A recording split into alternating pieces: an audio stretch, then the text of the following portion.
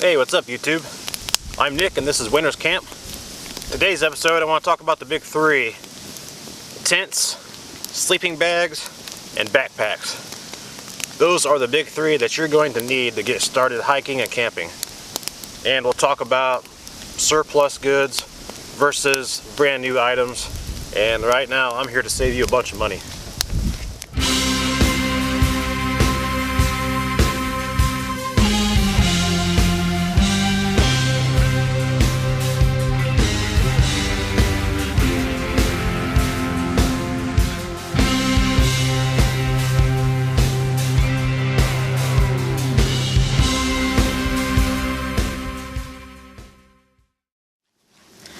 Alright, let's get started with tents. Now, in previous YouTube videos, you've seen me use the light fighter system, the one-man shelter, and that tent is great. It weighs almost 6 pounds, and there's so many different ways you can set this thing up. You could set it on top of a cot, you could use the ground sheet only, or you can set it up the normal way with the cabin, with the rain fly. It's super easy to set up. It's got 2 entryways, 2 vestibules, plenty of room for gear, plenty of room for me. I'm almost 6 foot tall, 200 pounds, and there's plenty of room in that tent for me. I got lucky. I got lucky when I bought that tent because I bought it on eBay for around, I think 125, I think. But they sell brand new for around $350 directly from the manufacturer. Light fighter tent I highly recommend if you like to solo camp like I do. It's great. It fits perfect in these big military backpacks, and I'll get to the military packs here in a minute. But you can't go wrong with the light fighter. Alright, so I'll get to the light fighter tent specifications according to the manufacturer. The one-person multi-season shelter system with 6 possible configurations. Deploy on ground as a lightweight, backpackable, freestanding tactical tent with or without the rain fly. You can attach it to a military cot, legs as a bug-proof bed net or without the rain fly. Add an additional waterproof ground sheet to make an ultra lightweight, hasty hooch configuration. Add your own camo netting to make a freestanding scout hide site. So, if you got the ground sheet, what they're saying is you can just deploy the poles to the ground sheet and just throw a camo net over top your poles, which is pretty cool. And directly from the retailer, you're looking at anywhere from $330 to $339, and there's different color options on the Light Fighter website. You got multicam, digital ACU, coyote, and an olive drab. Let's talk about backpacks. And you've seen a lot of my videos where I'm using different kind of military backpacks, you know, and get on eBay and search for military backpacks.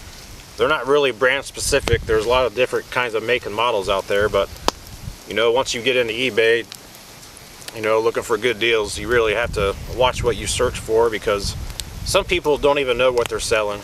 You know, they'll just put in the subject military backpack. Heck, you could get lucky and type in military backpack and stumble across a really good design, you know, a Eberly stock or a Mystery Ranch backpack. Some people just forget to put in a brand. Some people go to auctions and they find this stuff in bulk and they just want to get rid of it, so they'll throw it on eBay. But just be sure, you know, what you're looking for. What you type into the search is going to be, it's going to be important. It's going to be really important to know what you're looking for on eBay and what you're typing into that search bar. So generally speaking, when you type in military backpack on eBay, you're probably going to find something like an Alice pack or a Molly 2 pack. And I've tried the Alice pack, you know, it's okay. I don't like how rigid the frame is. It doesn't move, you know, the way your body moves. It's pretty rigid and stationary when you're moving. But I do like the Molly 2 backpacks, the Molly 2 frames. They're rigid, but they're somewhat flexible, and they fit my back pretty good. I have the ILBE backpack that I used when I went to Brown County, Indiana, and I really like that. That's about a 70-liter pack by itself without the attachment of the assault pack, which I probably won't even bother with the assault pack, because for one night that pack has plenty of room for food, water, a sleeping bag, and your tent, shelter, whatever you're bringing. It's got a lot of room. Now I've lightened mine up quite a bit. Now when you buy them ILBE packs, you know, directly from a surplus store, there are a ton of straps on there, and I ended up cutting a lot of that off just to save some weight. I got that pack down to probably about 6 pounds, and I think stock they come around 8 pounds, so I've cut off 2 pounds of buckles and straps just to save a little bit of weight. But that pack is built, and the harness system, your waist belt and your shoulder straps are probably the most comfortable I've ever used. It's pretty thick padding and still allow you to not sweat a whole lot when you use it. There's a decent amount of airflow going through there, and you can usually find those backpacks on eBay for around 100 or so, and they're designed by Arc'teryx. If you haven't heard of Arc'teryx, they're probably #1 when it comes to making backpacks, you know, outdoor gear. And that was designed by Arc'teryx, and that was distributed and actually made by Proper. And Proper makes good stuff. You know, they make good military pants and good clothing and whatnot. So if you ever get on eBay and you want to search for Arc'teryx gear, you could probably find an officially made Arc'teryx backpack or Arc'teryx brand backpack for around 100. But if you want something that carry a heavy load and probably bomb-proof compared to Arc'teryx brand in general, I would look for the ILBE pack on eBay. And like I said, I'm only talking about the big three right now because I want you all to save money, and I don't want you guys to think that hiking and camping is just a big expensive hobby. You know, it doesn't have to be, but it can be.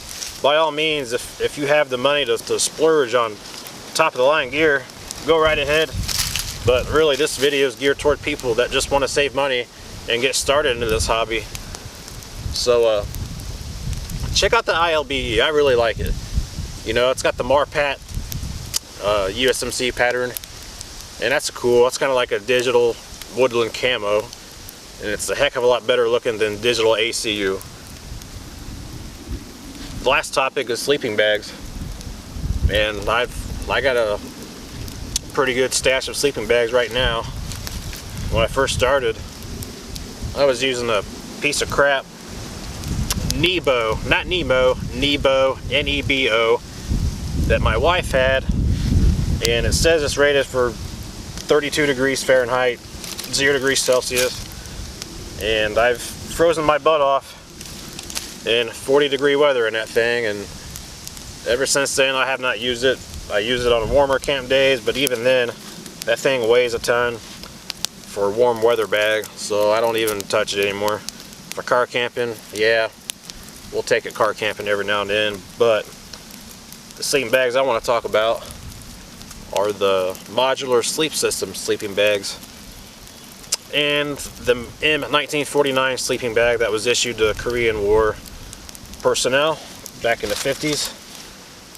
And let me start with the modular sleep system first, because the patrol bag is the one that you're going to want to get for warm weather camping.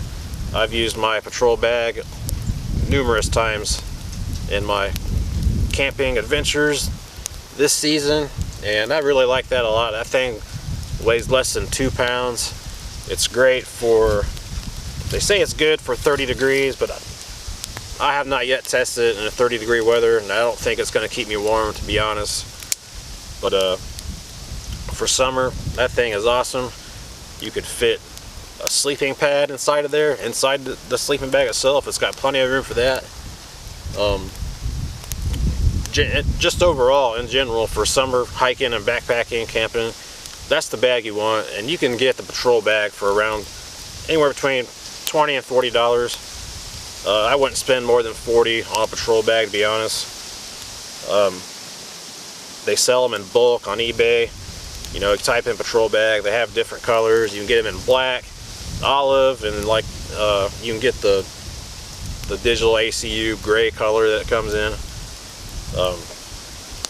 So like I was saying, you want to save $1 or $2 and have a really nice lightweight sleeping bag for for spring, summer, and fall. You know, something that you can use in mild weather, something that's not going to get you too cold, because I'm a cold sleeper. I would highly recommend the patrol bag. And other sleeping bag that I like a lot is the M1949 that was issued to the Korean war personnel, the war soldiers during the 50s. And that bag is awesome. It's real feather down. It weighs a lot. I did hike with it. I can honestly say that for hiking, that guy is a beast. But if you get it with the protective M1949 outer cover, that thing gives you an awesome sense of security when you're laying out there under the stars, under a tarp, under a lean-to shelter. And that thing is warm. That thing will, you know, just make you feel like you're in a bulletproof cocoon. That's how it made me feel. And like I said, that thing probably weighs around 7 or 8 pounds. Probably not good for backpacking. Probably be more suited for car campers. But I have hiked with it, and I don't know if I'll hike with it ever again, because it's a heavy guy, you know. It's a heavy piece of gear. You know, if you add in all the water you carry plus the 8-pound sleeping bag, you're already carrying 20 pounds with just a sleeping bag and your water. So if you want a lighter weight sleeping bag that'll keep you really warm, I would go with the Modular Sleep System Intermediate Cold Bag. And that thing is awesome too. That thing has a lot of insulation down at your feet. I've not had any trouble sleeping with it in 30-degree weather. Fact is, it's probably a little bit overkill for 30 degrees.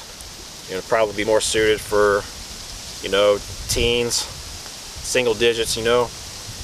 But like I said, I'm a cold sleeper. I'm not afraid to take a big heavy sleeping bag with me on a cold night, just because I want to enjoy, you know, camping as much as I can. And you know, you're gonna probably spend 50% of your camp trip inside your tent, and you want to be warm, right? So definitely recommend any kind of sleeping bag built for the military. It's not going to break the bank. You could probably find the intermediate cold bag on eBay for under 40 bucks if you're lucky. Just make sure you get, you know, anything you search for on eBay, make sure that you look at the pictures. And when in doubt, ask the seller for more pictures. Ask them to give a better description. Just don't click buy it now or make an offer if you haven't seen what you're actually going to buy. So, like I said, I've been lucky on eBay, and I get on eBay about every day, and I'm looking for the deals. I'm looking for stuff that people want to get rid of quick. Usually surplus items, you know, people want to get rid of quick because they have a crazy stock load of it, you know, and they're trying to make money. They're trying to make room in their warehouse for their next auction that they go to. So they're wanting to sell this stuff quick. They're wanting to make a quick dollar. But like I said, just be sure you know what you're buying. There are a lot of good used military stuff out there still. Stuff that hasn't even been issued yet. But the stuff that is used, just like I said, make sure you get a good look at it. You know, if you have to ask for more pictures, if you want to know how big something is, ask for dimensions. Tell them to hold a tape measure against it and take some pictures. I'm not afraid to ask a seller, hey, can you measure the width, measure the length, measure the depth for me? You know, I'm not afraid to ask that kind of question, because I'm more afraid of clicking buy it now and not getting a decent product in the end. And I hope you enjoyed this little short episode of Winters Kamp, and I hope that you guys that are new to the hiking and camping, you know, just take your time getting your gear, get all your ducks in a row, and you can really save a lot of money. And in the meantime, just have some extra money laying around and enjoy the outdoors. Alright guys, take care and get outside and go camping and just enjoy what God's given us.